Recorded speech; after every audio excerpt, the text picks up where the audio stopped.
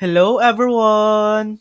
Today, I'm going to show you how to add your flight itinerary to Google Calendar.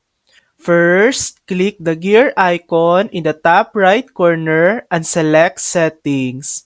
Scroll down to Events from Gmail and check the box that says Show events automatically created by Gmail in my calendar. Your flight details from Gmail will now sync automatically. If your flight doesn't appear, go to the date of your flight and create a new event. Enter your flight number and destination as the title. Set the departure and arrival times with the correct time zones,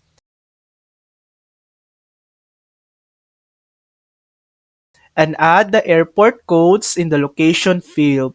You can also add extra details like booking reference or seat number in the description. Review the information and click Save. Now your flight is on your calendar. And that's it. That's how to add your flight itinerary to Google Calendar.